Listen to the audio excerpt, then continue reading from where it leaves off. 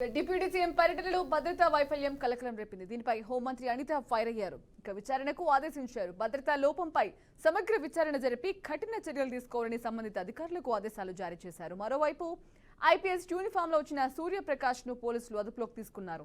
నెల 20న పార్వతీపురం మన్యంలో పవన్ పర్యటించారు.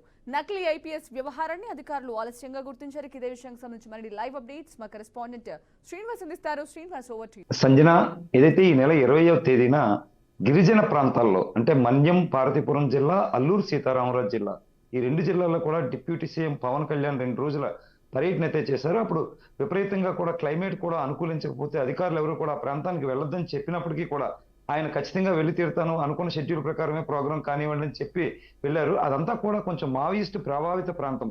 అలాంటి ప్రాంతంలో పోలీసులు కట్టుదిట్టమైన ఏర్పాట్లు చేయాలి. ఆయనతో పాటు కూడా గిరిజన సంక్షేమ శాఖ మంత్రి కూడా ఉన్నారు.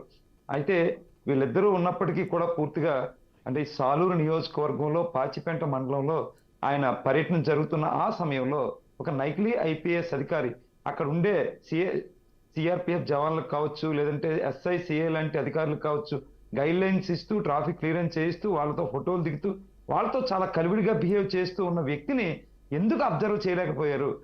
అంటే పోలీస్ డిసిప్లిన్ కొంత ఉంటుంది, పోలీస్ గైడ్ లైన్. పోలీసులు ఒక దొంగను చూస్తేనే తక్షణం కనిపెడతారు. వాళ్ళ పోలీసు యూనిఫామ్ లో ఉంటూ ఒక దొంగ ఐపీఎస్ వాళ్ళతో తిరుగుతూ ఉన్నప్పుడు వీళ్ళందరూ ఎందుకు కనిపెట్టలేపారని ఒక ఎంత అనుమానాలు అయితే వ్యక్తం అవుతున్నాయి. దీని మీద పూర్తిగా హోంమంత్రి అనిత కూడా సీరియస్ అయిన పరిస్థితి. డీజీపీ కూడా విస్తృతంగా కూడా దాని మీద అంటే పూర్తిగా కూడా ఇన్వెస్టిగేషన్ చేయమని చెప్పారు. ప్రస్తుతం అయితే కూడా ఆయన అదుపులో ఉన్నారు. ఆయన విజయనగరం పోలీసులు అదుపులో ఉన్నారు సూర్యప్రకాష్. నిజానికి సూర్యప్రకాష్ తాలూకా డేటా మనం చూసుకుంటే కనుక ఆయన గతంలో బీటెక్ చదివి తర్వాత అనంతరం కూడా మెట్రోపాలిటన్ అంటే తూనికలు కొలతలు శాఖ ఉంటుంది. ఆ తూనికలు కొలతల శాఖలో ఆ కాటాలు, డ్రమ్స్, కాటా గుళ్ళు, దానికి సీల్స్, కొన్ని పనులు ఉంటూ ఉంటాయి. ఇలాంటి పనులన్నీ కూడా చేయడానికి ఒక కాంట్రాక్ట్ వర్కర్ కావాలి. అలాగే పార్వతీ డివిజన్ కి సంబంధించి అలాంటి వర్క్స్ అన్ని కూడా ఈయన కేటాయిస్తే కొద్ది కాలం ఆ వర్క్స్ చేసిన తర్వాత ఆయన అనంతరం కూడా ఈ ఐపీఎస్ వేషంలో ఆ ప్రాంతంలో కొంచెం క్రియేట్ చేస్తూ తను ఏదో సాధించాలనే పట్టుదలతో ఉన్నట్టుగా ఇలా చెబుతూ కూడా మాయమాటలు చెప్పి ఆ ప్రాంత వాసులను నమ్మబలికే ప్రయత్నం చేశారని కూడా ఇప్పుడు తీవ్రంగా కూడా బయటికి వెళ్ళికొస్తున్న అంశాలు అయితే ఉన్నాయి. అయితే ఈయన గతంలో ఆర్మీకి వెళ్ళడానికి కూడా ఒకసారి చెప్తా ఉన్నారు. నిజంగా ఆర్మీలో పనిచేసి జవాన్ గా పనిచేసి వెనక్కి వచ్చాడా? అసలు ఎంతకాలంగా ఇలా తిరుగుతా ఉన్నాడు? ఈ యూనిఫామ్ తో ఎంతమందిని మోసం చేశాడు? ఏ రకమైన కథ ఉంది? వీళ్ళ ల్యాండ్ తగాదాలు కూడా ఒకటి ఉన్నాయని చెప్తా ఉన్నారు.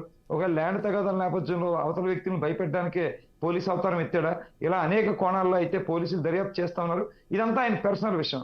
ఇప్పుడు మనం చూసుకుంటే కనుక ఇటు పోలీసులు కానీ నిఘా వర్గాలు కానీ అంటే ఇంటెలిజెన్స్ ఉంటుంది, స్పెషల్ బ్రాంచ్ ఉంటుంది, నిఘా వర్గాలు పూర్తిగా పనిచేస్తూ ఉంటాయి. పోలీస్ వ్యవస్థ అంతా ఐపీఎస్ అంతా పనిచేస్తూ ఉంటారు. ఎందుకంటే డిప్యూటీ సీఎం హోదాలో మనిషి మన్యం ప్రాంతాల్లో తిరుగుతున్నారు కాబట్టి చాలా పగడబందీ ఏర్పాట్లు ఉంటాయి. వాళ్ళంతా కూడా ఏంటా నిర్లక్ష్యం? ఎందుకు నిఘా వర్గాలు కనిపెట్టలేకపోయి, ఎందుకు ఆ డొల్లతనం కనిపిస్తుంది, ఎందుకు పోలీస్ వ్యవస్థలో ఇంత వైఫల్యం కనిపిస్తుంది అనే దాని మీద మాత్రం పూర్తిగా ఆంధ్రప్రదేశ్ వ్యాప్తంగా కూడా చర్చ జరుగుతున్న అంశం. ఎందుకంటే ఆయన వచ్చింది గతంలో మనం చూసుకుంటే హోంగార్డు, కానిస్టేబుల్, చిన్న క్యాడర్లో వాళ్ళు చిన్న షాపుల దగ్గర, రైల్వే స్టేషన్లో తప్పులు చేసి అనేక మనం చూసుంటాం. ఒక ఐపీఎస్ హోదాలో ఉంటూ ఇద్దరు మినిస్టర్ల పర్యటనలో ఉన్న ఆ పర్యటనలో ఆయన దూరేసి దానిలో పూర్తిగా కూడా వాళ్ళతో ఫోటోలు కూడా ఆ సిఆర్పి జవాన్తో ఫోటోలు కూడా వాళ్ళందరూ కూడా ప్రోటోకాల్ పాటిస్తూ ఆయన గౌరవిస్తూ ఆయన దగ్గర కొంచెం ఎడమంగా ఉంటూ జాగ్రత్తగా ఫోటోలు దిగిన పరిస్థితి. ఇదంతా ఎందుకు జరుగుతుంది? పూర్తిగా కూడా ఆంధ్రప్రదేశ్ పోలీస్ వైఫల్యం, నిఘా వైఫల్యం, ఆ డొల్లతనం పూర్తిగా కనిపిస్తుందనే నెటిజన్ల నుంచి అయితే పూర్తిగా విమర్శలు ఎదురవుతున్నాయి. ఇది మరో విధంగా చూసుకుంటే ఇటీవల కాలంలో డిప్యూటీ సీఎం పవన్ కళ్యాణ్ చంపేస్తామంటూ కూడా ఒక లేఖ విడుదల అవడం, ఆ లేఖ విడుదల చేసిన వ్యక్తిని పోలీసులు అదుపులో తీసుకోవడం కూడా జరిగింది. అంటే ఆ వ్యక్తి తాగిన మైకంలో చేశాడా, మరే ఉద్దేశంలో చేశాడా పక్కన పెడితే ఆ లేఖ విడుదల అవడం, ఇలా ఐపీఎస్ అధికారులు దీని విషయంలో మాత్రం జన సైనికులు, వీర మహిళలు, పవన్ కళ్యాణ్ సినీ అభిమానులు పూర్తిగా కూడా వాళ్ళ నుంచి డిమాండ్లు వినిపిస్తున్నాయి. ఎందుకు నిర్లక్ష్యం వహిస్తున్నారు? పవన్ కళ్యాణ్ చేస్తున్న విషయాలు చూసుకుంటే ఇప్పుడు బియ్యం మాఫియా ఉంది. బియ్యం మాఫియాని సీదా షిప్ అని చెప్పారు. అది వేల కోట్ల రూపాయలు టర్న్ ఓవర్ లో పెద్ద మాఫియా చైన్ సిస్టమ్ ఉంది.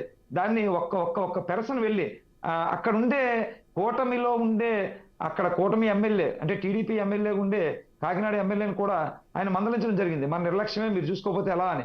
అంటే పూర్తిగా కూడా వన్ మ్యాన్ షో చేస్తూ ఉన్నారు, అవినీతిని అరకడుతూ ఉన్నారు, గిరిజన గ్రామాల్లో ప్రయాణిస్తూ ఉన్నారు, క్షేత్రస్థాయిలో గ్రామాల్లో గ్రామాభ్యుదయానికి కృషి చేస్తూ ఉన్నారు. ఇలాంటి వ్యక్తికి ఇలా జరిగితే ఎలా అని చెప్పి వాళ్ళ నుంచే పూర్తిగా కూడా వ్యతిరేకత వినిపిస్తుంది. ఎప్పటికైనా సరే దీని మీద అంటే భవిష్యత్తులో ఇలాంటివి జరగకుండా తగిన చర్యలు తీసుకోవాలని కూడా సుస్పష్టంగా ప్రజల నుంచి డిమాండ్లు అయితే వినిపిస్తున్న పరిస్థితి ఏముంది. ఈవేళ పవన్ కళ్యాణ్ ట్రిప్ అయింది, రేపు నిజంగా చంద్రబాబు ట్రిప్ అవ్వచ్చు, భవిష్యత్తులో చూసుకుంటే అనకాపల్లిలో నరేంద్ర మోడీ పర్యటన ఉంది. అనకాపల్లిలో అంటే స్టీల్ ప్లాంట్ ఓపెనింగ్ అది కూడా. ఈ నరేంద్ర మోడీ పర్యటన అవచ్చు. రేపు 4వ తారీఖుని చంద్రబాబు నాయుడు పర్యటన ఉంది విశాఖపట్నానికి. ఇలాంటి పర్యటనలో ఇలాంటివి జరిగితే పరిస్థితి ఏంటి అని పూర్తిగా కూడా నిఘా వర్గాలు కానీ సుపీరియర్స్ కానీ ఆలోచిస్తున్న పరిస్థితి.